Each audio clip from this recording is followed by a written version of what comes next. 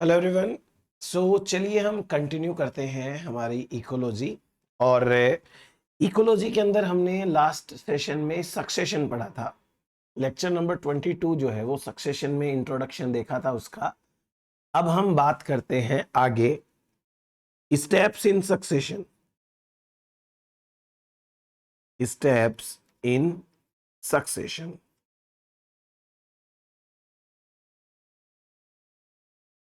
Succession के अंदर most importantly 5 steps होते हैं। वो स्टेप्स कैसे होते हैं चलिए बात करते हैं। सबसे पहला स्टेप है, इसे कहते हैं न्यूडेशन। न्यूडेशन। न्यूडेशन का मतलब यह होता है कि किसी भी जियोलॉजिकल लोकेशन में कोई एक खाली एरिया का फॉर्मेशन होना। क्योंकि अगर सक्सेशन चलना है तो कोई खाली एरिया होना चाहिए जहां पहली बार कोई प्लांट स्पीसीज आ सके। इसलिए न्यूडेशन का सिंपली मतलब होता है formation of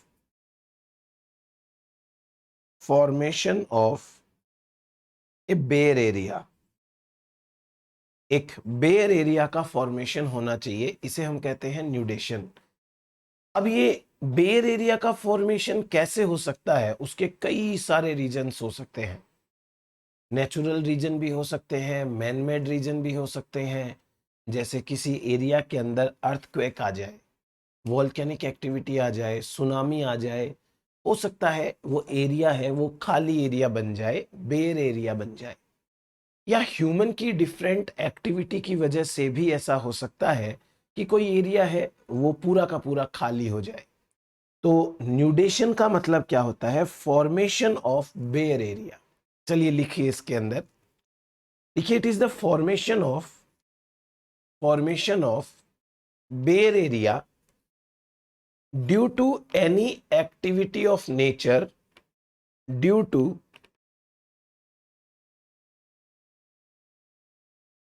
any activity of nature like any activity of nature like volcano, earthquake, like tsunami, etcetera. और जितनी भी आपको पता है, फायर एक्टिविटी हो गई, ऐसी कोई भी एक्टिविटी, तो इसकी वजह से अगर खाली एरिया बन जाता है तो हम इसे कहते हैं न्यूडेशन। और ह्यूमन एक्टिविटी और ह्यूमन एक्टिविटी और ह्यूमन एक्टिविटी ह्यूमन की एक्टिविटी से भी अगर एरिया खाली हो जाता है तो इसे भी हम क्या कहेंगे? न्यूडेशन कहेंगे। अब जब एरिया खाली हो गया है तो दूसरा स्टेप क्या चाहिए बताओ? दूसरा स्टेप है उस खाली एरिया में कोई स्पीसीज है वो आनी चाहिए। जैसे ये न्यूडेशन है, मतलब कि एक खाली एरिया बन गया, तो इस खाली एरिया के अंदर दूसरी जगह से कोई स्पीसीज आनी चाहिए।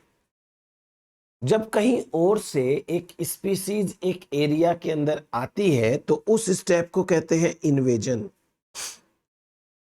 इन्वेजन। अब इन्वेजन यहां पर 3 स्टेप में कंप्लीट होता है। इन्वेजन का मतलब सिर्फ ये नहीं है कि कोई स्पीसीज उस एरिया के अंदर आ गई। इन्वेजन का मतलब ये माना जाएगा कि जब वो स्पीसीज उस एरिया के अंदर सक्सेसफुली रहने लग जाए, उस एरिया के अंदर वो खुद को स्टैब्लिश कर ले। इन्वेजन 3 स्टेप में कंप्लीट होगा।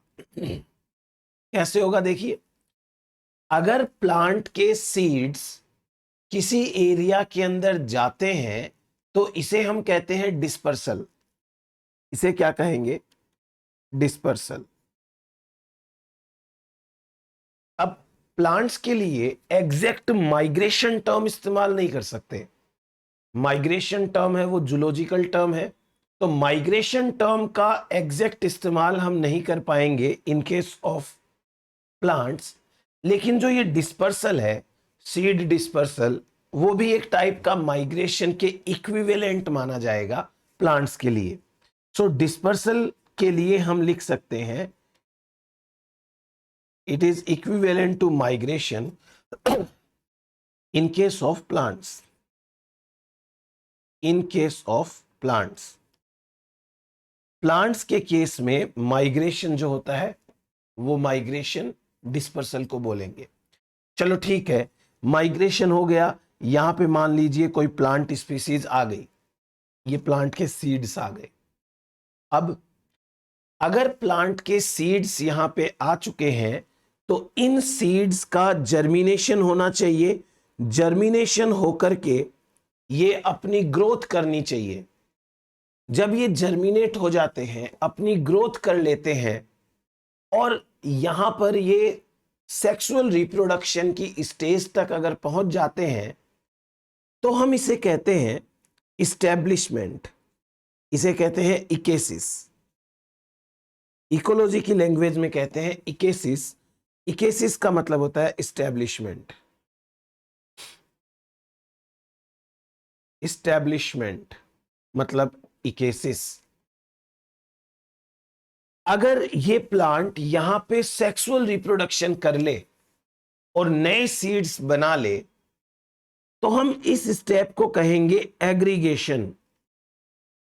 नए सीड्स बना लिया, एग्रीगेशन। एग्रीगेशन का मतलब समझा जाएगा successful invasion. Aggregation means successful invasion. तो देखिए, इन्वेजन जो है वो 3 पार्ट्स के अंदर कंप्लीट होने वाला है। पहले कोई सीड आने चाहिए, वो जर्मिनेट होके ग्रोथ करने चाहिए और अपनी रिप्रोडक्टिव स्टेज तक पहुंचने चाहिए, और उसके बाद वो सक्सेसफुल रिप्रोडक्शन भी करने चाहिए। इसे कहते हैं इन्वेजन। क्लियर हो गया? अब तीसरा स्टेप, इन्वेजन हो गया और तीसरे स्टेप में अब आता है आपका कंपटीशन एंड कोएक्शन। कंपटीशन एंड कोएक्शन, इसका अर्थ क्या है? देखो, ऐसा कभी हो नहीं सकता कि अगर कोई एक से ज्यादा टाइप के स्पीसीज नेचर में एक जगह प्रेजेंट हो और वो एक दूसरे से किसी टाइप की इंटरेक्शन ना करे। ऐसा तो हो ही नहीं सकता। इन स्पीसीज के बीच में इंटरेक्शंस तो पक्का चलेगी, और क्योंकि यहां पर लिमिटेड रिसोर्सेज है, यहां एरिया के अंदर एक ही टाइप के रिसोर्सेज हैं, तो यहां आने वाले डिफरेंट स्पीसीज एक दूसरे से कंपटीशन करेंगे। एक दूसरे से कंपटीशन करने के साथ साथ एक दूसरे को अफेक्ट करेंगे। इसे कहते हैं कोएक्शन। साथ साथ एक्शन करना, इसे कहते हैं कोएक्शन। लिखिए आप, sural communities compete and several communities compete and affect each other, compete and affect each other, which is known as competition and coaction. Affect each other को कहते हैं कोएक्शन, और कंपटीशन मतलब competition, which is known as competition and coaction. चलो, ये हो गया। अब इसके बाद में आता है fourth step. Fourth step succession का सबसे इंपॉर्टेंट स्टेप होता है। इसे कहते हैं रिएक्शन। रिएक्शन रिएक्शन किसी भी सक्सेशन का सबसे जरूरी स्टेप होता है, और इस रिएक्शन को समझिए। रिएक्शन क्या है? कोई भी लिविंग ऑर्गेनिज्म ये चाहेगा हमेशा और हमेशा कि उसका सराउंडिंग एनवायरनमेंट उसके अकॉर्डिंग चेंज हो जाए। जैसे हमको गर्मी लगती है, हम चाहते हैं कि सराउंडिंग एनवायरनमेंट में थोड़ी कूलनेस आए, थोड़ा एनवायरनमेंट ठंडा हो जाए। उसके लिए हम एसी कूलर का इस्तेमाल कर लेते हैं। हमारे एरिया के अंदर किसी भी तरीके की कोई क्लाइमेटिक एक्टिविटी चेंज होती है तो हमारी कोशिश रहती है कि हम अपने छोटे से एनवायरनमेंट को चेंज करें। जैसे कि हमने अपने घर को अपने अकॉर्डिंग मॉडिफाई किया हुआ है। कहीं रूम में एसी लगे हैं, कभी हीटर लगा लेते हैं, कभी पानी गर्म कर लेते हैं, कभी ठंडा कर लेते हैं। ये क्या है? ये सारी की सारी वो एक्टिविटीज है जिनके अंदर एक लिविंग ऑर्गेनिज्म अपने एनवायरनमेंट को, अपनी सराउंडिंग को अपने अकॉर्डिंग चेंज करना चाहता है। ये वो सारी एक्टिविटीज है। अब क्या ऐसा हो पाएगा? अगर कोई ऑर्गेनिज्म अपने एनवायरनमेंट को चेंज करने के लिए कोई भी एक्टिविटी करता है तो उस एक्टिविटी को कहते हैं रिएक्शन। यानी कि एक ऑर्गेनिज्म की वो सारी की सारी एक्टिविटीज जिसमें वो अपने एनवायरनमेंट को चेंज करना चाहता है उसे हम कहते हैं रिएक्शन।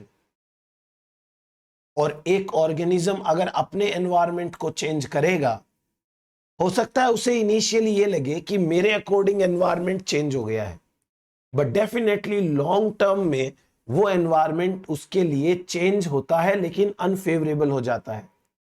आज हम जो भी एक्टिविटी कर रहे हैं उनके रिजल्ट सामने हैं। ग्लोबल वार्मिंग बढ़ रही है और टाइम के साथ फ्यूचर के अंदर और खराब हालात होने वाले हैं। क्यों? क्योंकि हमारी एक्टिविटी की वजह से एनवायरनमेंट हमारे अगेंस्ट में चेंज होता जा रहा है। इसे कहते हैं रिएक्शन।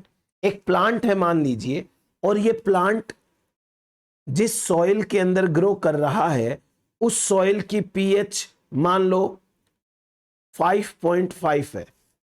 उस सॉइल की पीएच है वो 5.5 है। अब इस पीएच के अंदर ये प्लांट आसानी से ग्रो कर रहा है।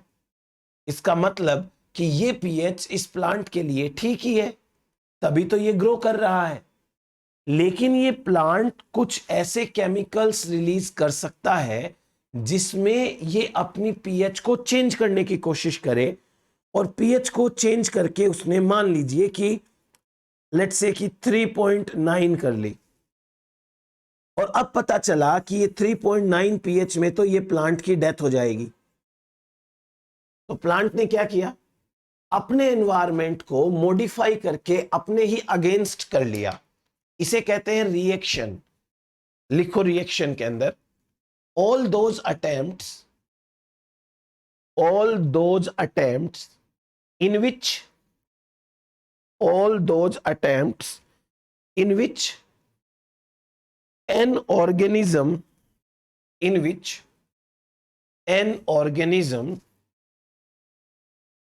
try to change its environment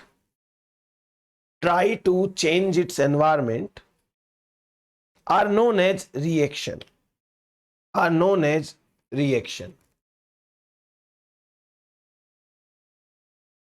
It is the most important stage of succession. It is the most important stage of succession in which changes occur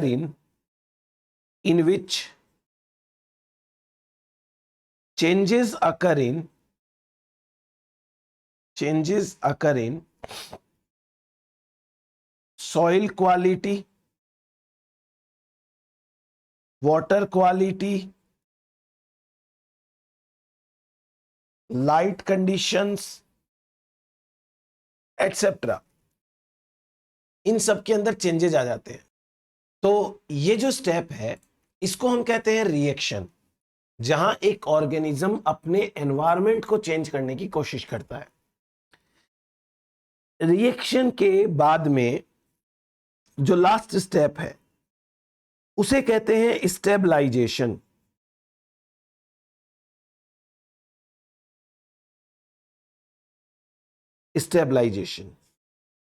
stabilization का मतलब क्या होता है?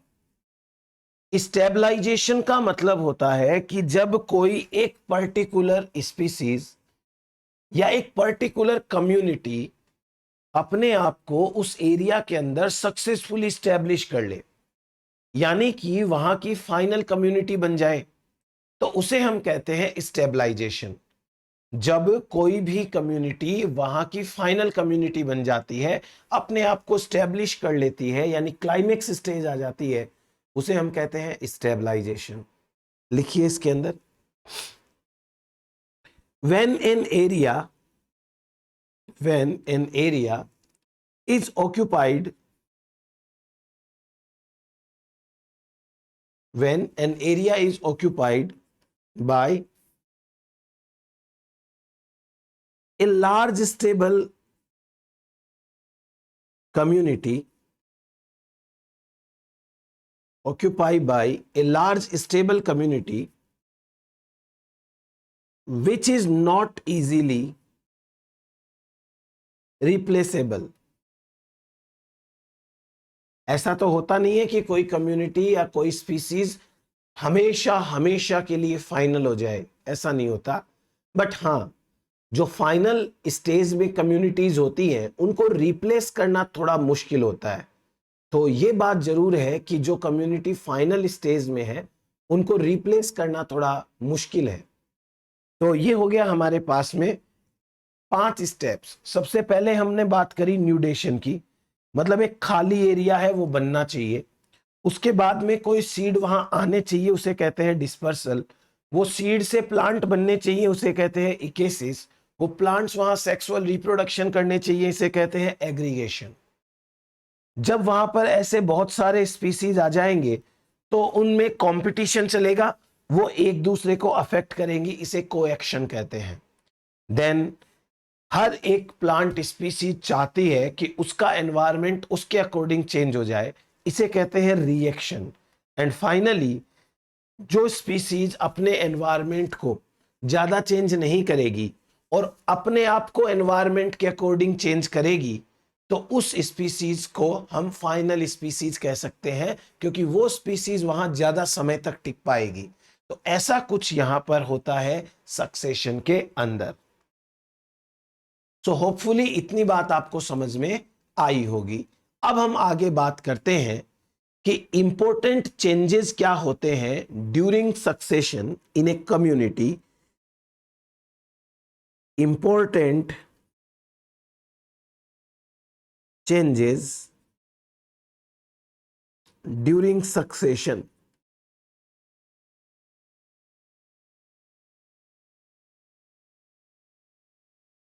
इंपॉर्टेंट चेंजेस देखिए क्या होने चाहिए। हमने आर एंड के सिलेक्शन वाला पढ़ा था। जैसे हमने आर एंड के सिलेक्शन वाला पढ़ा था कि आर सिलेक्शन के क्या कैरेक्टर्स हैं, के सिलेक्शन के क्या कैरेक्टर्स हैं, लाइफ हिस्ट्री स्ट्रेटेजी पढ़ी थी हमने। बस यूं मान लीजिए कि हम वही काम कर रहे हैं यहां पर। देखिए कैसे, हमारे पास में एक लिस्ट बनेगी, उस लिस्ट में एक तरफ लिखने हैं एट्रीब्यूट्स,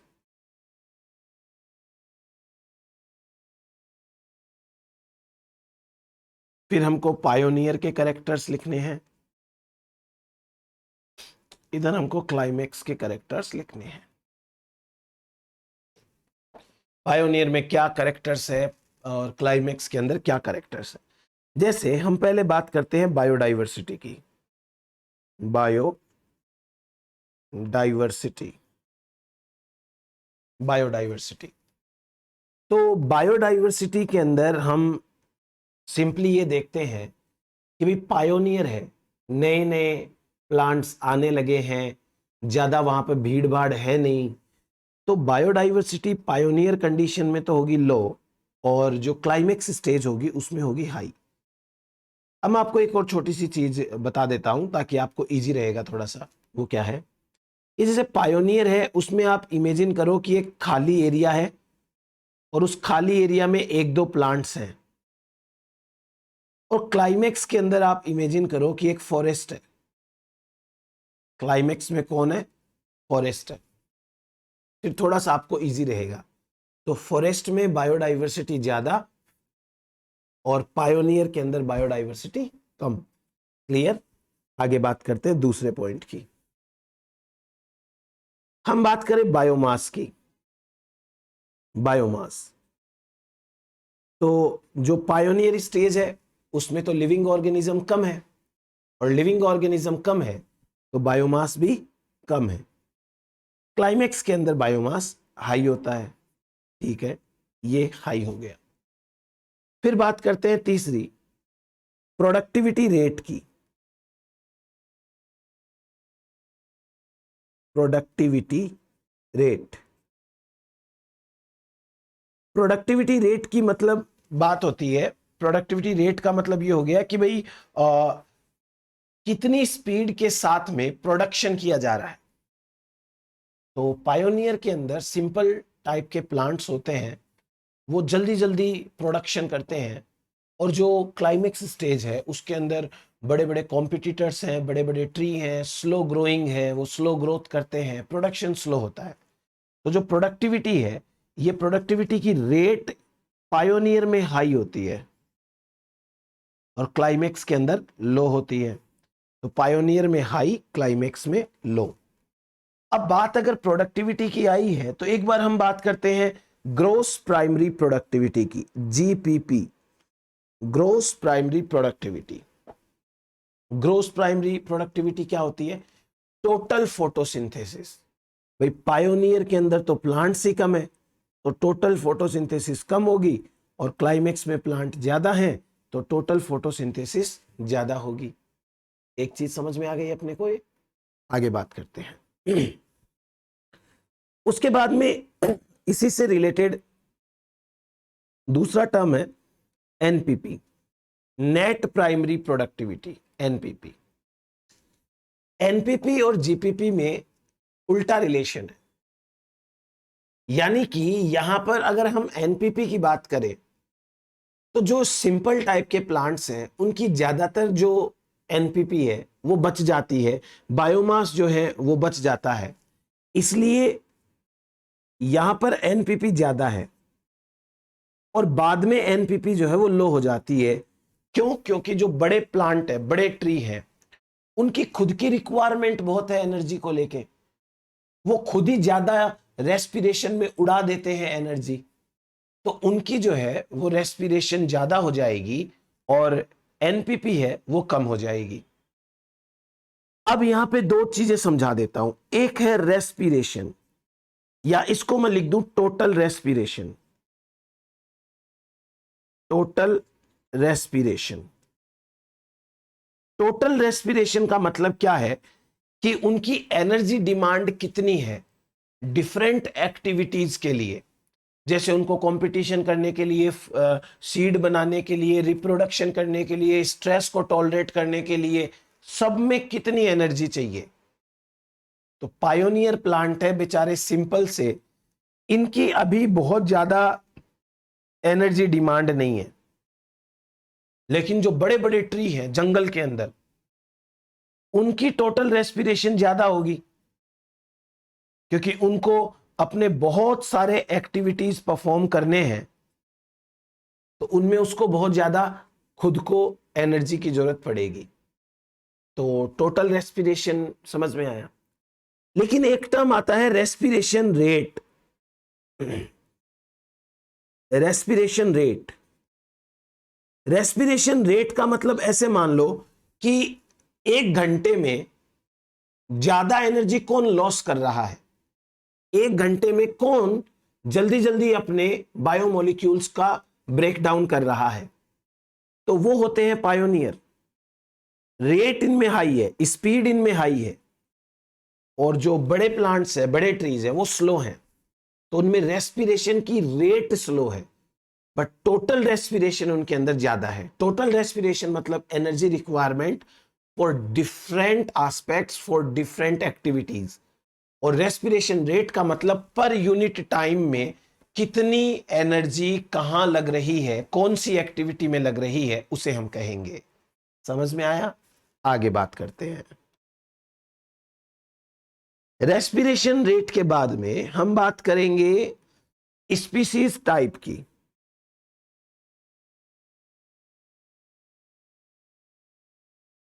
अगर हम आर एंड के सिलेक्शन के पॉइंट ऑफ व्यू से बात करें तो कौन सी स्पीसीज आर सिलेक्शन है, कौन सी स्पीसीज के सिलेक्शन है, होपफुली आपको यह पता होगा। तो स्पीसीज का टाइप में आ जाएगा आर सिलेक्शन, के सिलेक्शन। देन नेक्स्ट, अगर हम नेक्स्ट पॉइंट पे आए, और हमारा नेक्स्ट पॉइंट है न्यूट्रिएंट साइकिल।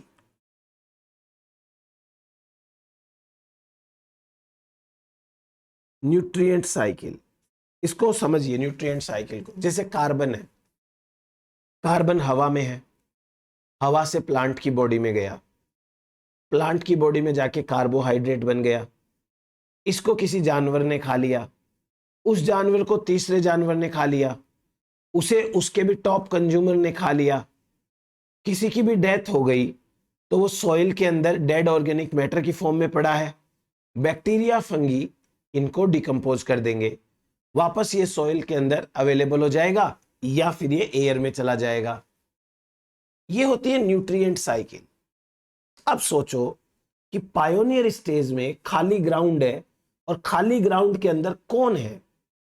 एक आधा प्लांट है, उनको खाने वाला कोई नहीं है। तो ज्यादातर समय होता क्या है कि जो न्यूट्रिएंट होते हैं वो मिट्टी में पड़े रहते हैं, मिट्टी से प्लांट की बॉडी में जाएंगे, वापस मिट्टी में आ जाएंगे।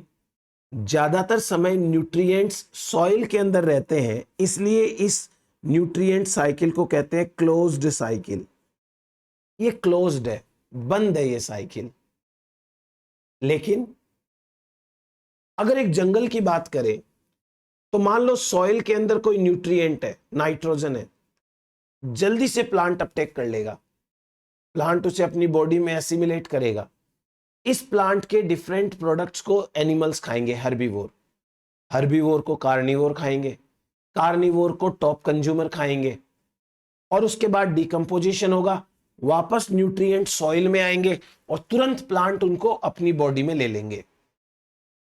तो दूसरे केस में ये जो न्यूट्रिएंट्स है वो मैक्सिमम टाइम प्लांट की, एनिमल की बॉडी में घूम रहे हैं, एक से दूसरी बॉडी में। सॉइल में बहुत थोड़ी देर के लिए आते हैं और थोड़ी देर में आकर के वापस प्लांट किसी ना किसी की बॉडी में रहते हैं। मतलब इसे कहते हैं, सॉरी गलत बताया मैंने, इसे कहते हैं ओपन टाइप की और इसे कहते हैं क्लोज टाइप की। ये करेक्ट कर लीजिएगा। तो जब ज्यादातर समय न्यूट्रिएंट सॉइल के अंदर रहेंगे तो उसे कहेंगे ओपन साइकिल, और जब न्यूट्रिएंट्स बॉडी के अंदर घूमते रहेंगे उसे कहेंगे क्लोज्ड साइकिल। तो क्लोज्ड साइकिल और ओपन साइकिल में डिफरेंस समझ में आता है आपको? नाउ नेक्स्ट बात करते हैं डीकंपोजिशन की।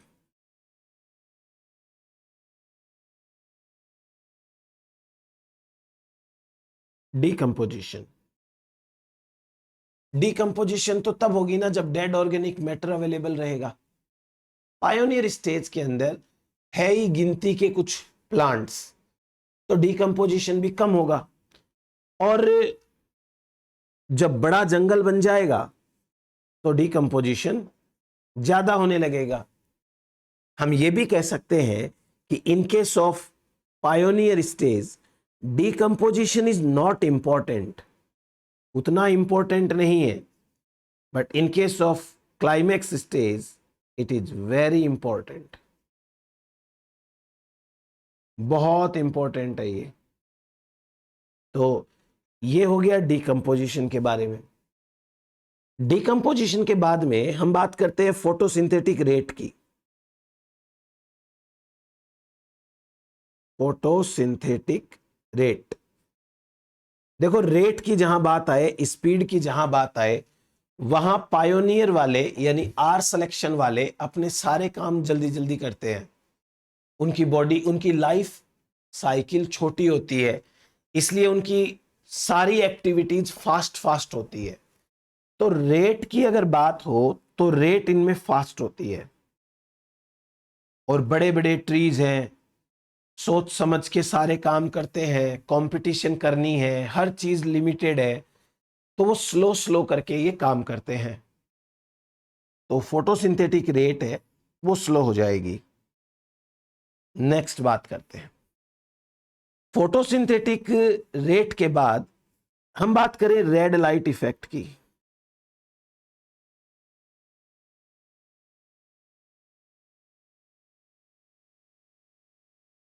Red light effect, red light effect का मतलब क्या? आप लोगों ने प्लांट फिजियोलॉजी के अंदर पढ़ रखा होगा कि रेड लाइट है वो फोटोमॉर्फोजेनेसिस करवाती है, बहुत इंपॉर्टेंट है। डेवलपमेंट में, ग्रोथ में बहुत इंपॉर्टेंट है। एक एरिया है जो खाली है, खाली एरिया, इस एरिया के अंदर सनलाइट सीधी आ जाती है, ओपन एरिया है।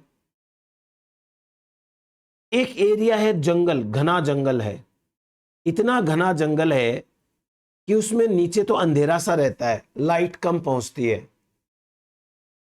तो जहां पर लाइट सीधे आ जाती है खाली ग्राउंड के अंदर, तो वहां तो रेड लाइट भी ज्यादा आती है। तो जहां रेड लाइट ज्यादा अवेलेबल है, उस रेड लाइट का इफेक्ट भी ज्यादा होगा। अब जंगल के अंदर लाइट नीचे पहुंचती नहीं है ग्राउंड तक, तो फिर रेड लाइट का इफेक्ट ज्यादा कैसे होगा? इसलिए जंगल में रेड लाइट का इफेक्ट कैसा होता है? लो होता है। क्लियर हुई ये बात आपको? नेक्स्ट पॉइंट के ऊपर डिस्कशन करते हैं। रेड लाइट इफेक्ट के बाद में इंस्ट्रूमेंटल रेजिस्टेंस।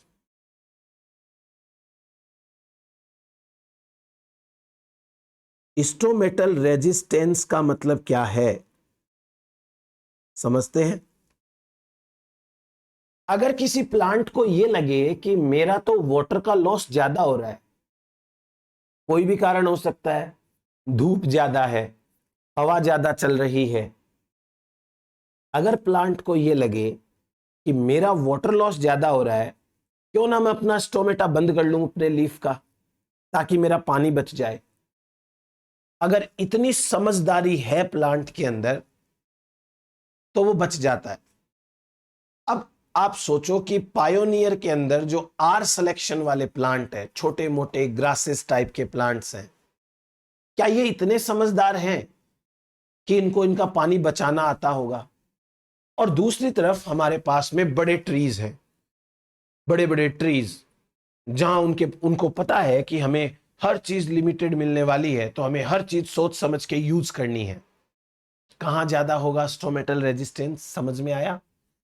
सो स्टोमेटल रेजिस्टेंस पायोनियर में बहुत कम होता है, इनमें बहुत ज्यादा होता है, क्योंकि ये समझदार हैं, ये अपने हर रिसोर्सेज को बहुत सोच समझ के यूज करते हैं। देन नेक्स्ट बात करते हैं स्टोमेटल रेजिस्टेंस के अलावा एंट्रोपी, रैंडमनेस।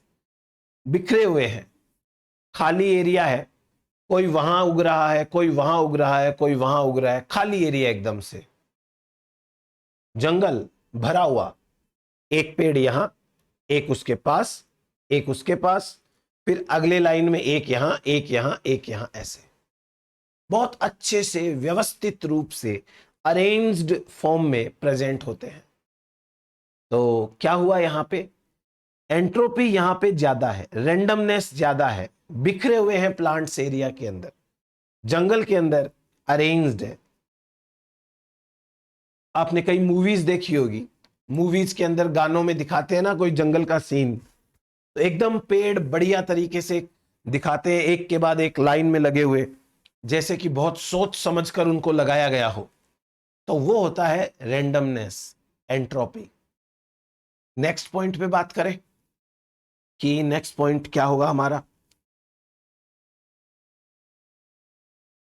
एंट्रोपी के बाद बॉडी साइज की बात करते हैं। बॉडी साइज, और मुझे नहीं लगता किसी को भी इस बात पे डाउट होगा, बॉडी की साइज पे। पायोनियर, आर सिलेक्शन, छोटे से प्लांट्स, छोटे छोटे बेचारे, स्मॉल, जंगल में ट्री, बड़े बड़े trees, large. Body size simple है। बॉडी साइज के बाद में ऑर्गेनिक मैटर, जिसकी बॉडी छोटी, ऑर्गेनिक मैटर कम, जिसकी बॉडी बड़ी, ऑर्गेनिक मैटर ज्यादा। तो पायोनियर स्टेज में थोड़े से ऑर्गेनिज्म हैं और सबका ऑर्गेनिक मैटर मिलाएं तो बहुत कम होता है, और जंगल में सबका ऑर्गेनिक मैटर मिलाएं तो बहुत ज्यादा होता है। सिंपल हो गया ये भी एक। नेक्स्ट पॉइंट पे बात करते हैं। अगर हम बात करें ऑर्गेनिक मैटर के बाद स्ट्रेटिफिकेशन, स्तर विन्यास, स्ट्रेटिफिकेशन। स्ट्रेटिफिकेशन का मतलब मैंने आपको कम्युनिटी के अंदर बताया है तो कम्युनिटी वाला देख लेना वीडियो अगर समझना तो। लेयर्स ऑफ डिफरेंट हाइट, अलग अलग हाइट की लेयर्स क्या होंगी, लेयर्स ऑफ डिफरेंट हाइट। तो डिफरेंट हाइट की लेयर्स, पायोनियर में 2-4 गिनती के प्लांट, उनकी क्या ही तो हाइट और क्या ही लेयर बहुत लो होता है या नहीं होता। और क्लाइमेक्स में देखो, छोटे प्लांट उनसे बड़े, उनसे बड़े, उनसे बड़े, उनसे बड़े, ऐसे कई हाइट्स मिलती है। तो वेरी गुड स्ट्रेटिफिकेशन देखने को मिलता है। यहां पुअर लिख लेना, पुअर और गुड स्ट्रेटिफिकेशन। चलो आगे बात करते हैं स्ट्रेटिफिकेशन के बाद। सिम्बायोसिस, सिम्बायोसिस, पायोनियर के अंदर का है कि सिम्बायोसिस, कोई सिम्बायोसिस नहीं है। और क्लाइमेक्स में तो बहुत अच्छे से सिम्बायोसिस देखने को मिलती है। आपको प्लांट बैक्टीरिया के बीच मिल जाएगी, प्लांट एनिमल के बीच, प्लांट पॉलिनेटर के बीच मिल जाएगी, कई एनिमल्स के बीच में, मतलब अच्छे खासे। जहां नंबर ऑफ स्पीसीज ज्यादा होगा तो वहां पर इंटरेक्शंस भी ज्यादा देखने को मिलेगी, है ना। और स्टार्टिंग के अंदर स्पीसीज का नंबर ही कम है, तो कहां से तो आपको वहां पे देखने को मिलेंगे इंटरेक्शंस। चलिए नेक्स्ट बात करते हैं, निश। अगर निश की बात करें तो जो आर सिलेक्शन वाले हैं, कहीं भी उग जाते हैं, कुछ भी खा लेते हैं, कहीं भी रह लेते हैं, इनका निश ब्रॉड होता है। और के सिलेक्शन, पायोनियर, क्लाइमेक्स वाले छोटे छोटे एरिया में रेस्ट्रिक्टेड रहते हैं, किसी से कंपटीशन नहीं करते, उल्टा अवॉइड करते हैं कि कंपटीशन ना करनी पड़े। तो इनका निश है वो नैरो हो चुका है, तभी तो ये अच्छे से रह पाते हैं लिमिटेड रिसोर्सेज के अंदर। आगे बात करते हैं फूड चेन। फूड चेन मतलब प्लांट था, प्लांट को हर्बीवोर ने खाया, हर्बीवोर को कार्निवोर ने खाया, कार्निवोर को टॉप कंज्यूमर ने खाया, इसे कहते हैं फूड चेन। पायोनियर स्टेज में काय की फूड चेन। और अगर हम बात करें क्लाइमेक्स स्टेज की, तो क्लाइमेक्स स्टेज के अंदर आपको पता है बहुत अच्छे से, बहुत लंबी सी बढ़िया सी फूड वेब मिलेगी, उल्टा फूड वेब मिलेगा वहां पे, बहुत अच्छा सा कॉम्प्लेक्स सा। तो जो फूड चेन है यहाँ पे, या तो फूड चेन होती नहीं है, होती है तो सिंपल होती है, और यहां फूड चेन होती है कॉम्प्लेक्स। कॉम्प्लेक्स फूड चेन होती है, बेटर टू से कि फूड वेब होता है, यहां वेब प्रेजेंट है। तो ये हो गया हमारे पास एक और करेक्टर। फिर नेक्स्ट हम बात करते हैं फूड चेन के बाद में पेरेंटल केयर।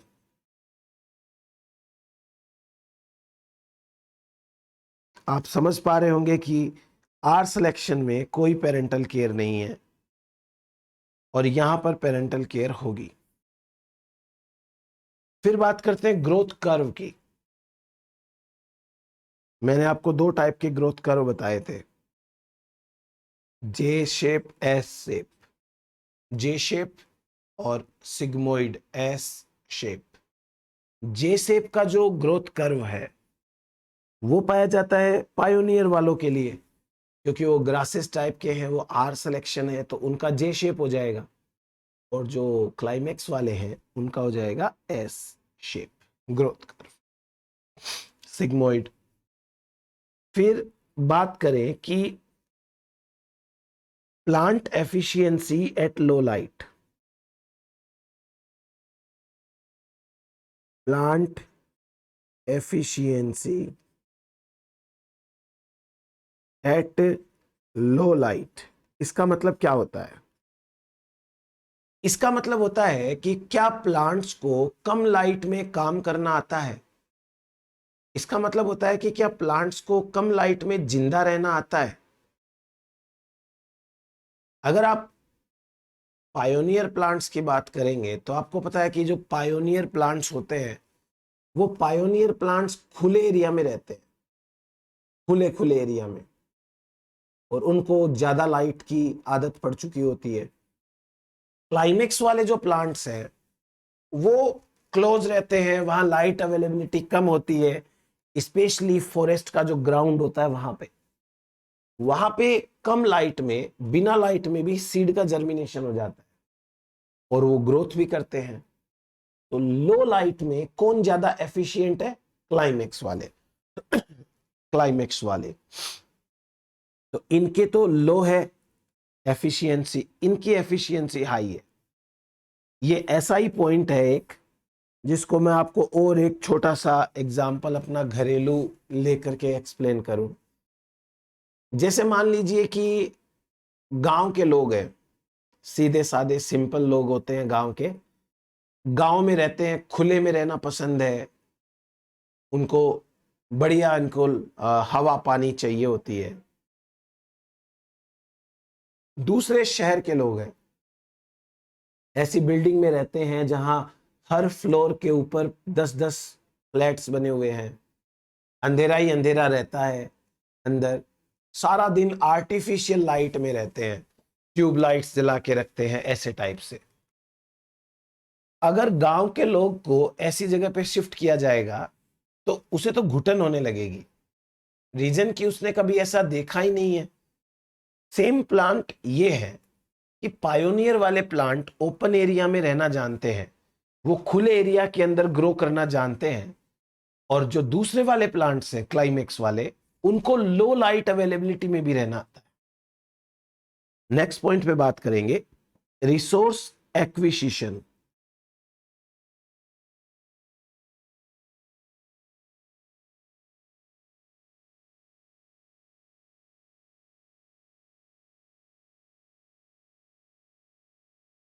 रिसोर्स एक्विजिशन का मतलब कि अवेलेबल रिसोर्सेज को जल्दी से खा पी के खत्म करना।